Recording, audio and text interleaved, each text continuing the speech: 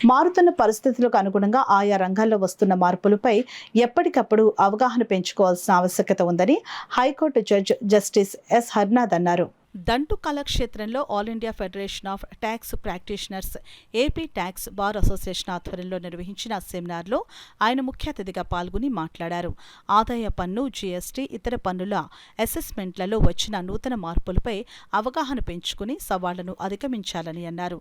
Digital చెల్లింపుల ర్యాంకింగ్లో భారత్ తొలి స్థానంలో ఉందని అన్నారు.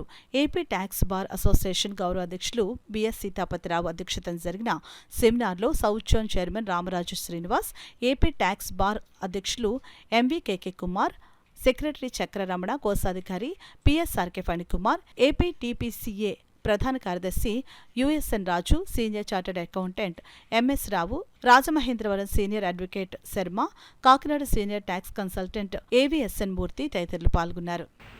All India federation of tax practice chairman గారు మా రామరాజు శ్రీనివాసరావు గారు ఆదేశానుసారము ఎవ్రీ మంత్ ప్రతి నెల కూడా సౌత్ జోన్లో 7 రాష్ట్రాలు ఉంటాయండి.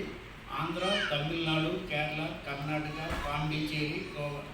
ఈ సౌత్ జోన్ మొత్తం అందరికి కూడా కేరళ ప్రతి నెల కూడా ఒక్కొక్క సౌత్ జోన్ నుండి ఒక్కొక్క స్టేట్లో పెడదాం ఉద్దేశంతో పెట్టారు. అందులో భాగంగా లాస్ట్ మంత్ తెలంగాణలో పెట్టాము. ఈ నెలలో ఆంధ్రాలో కాకినాడలో పెట్టమని నన్ను అడిగారు. నేను కూడా కాకినాడలో సెమినార్ పెట్టి 3-4 ఇయర్స్ అయిపోయింది. సో దీని ముఖ్యమైనది ఏంటంటే మన మెంబర్స్ అందరికీ కూడా రీసెంట్గా వచ్చినటువంటి చట్టాల మీద అవగాహన కలిగించే ఉద్దేశంతో ఇవాళ ఇంప్లిమెంటేషన్గా ఈ సెమినార్ పెట్టడం జరిగిందండి. So there are several issues between the assessee and the department. Now that has come to a standstill. But still there are some challenges which the tax practitioners and the assessees are facing. Both on the income tax side as well as the GST. After the introduction of GST in 2017, the government revenue has definitely increased. At the same time, the assessees and the department needs to fine-tune the modalities and the process. Those processes which the tax practitioners have to suggest and evolve. I'm very moved when I got the information that Sitapati has been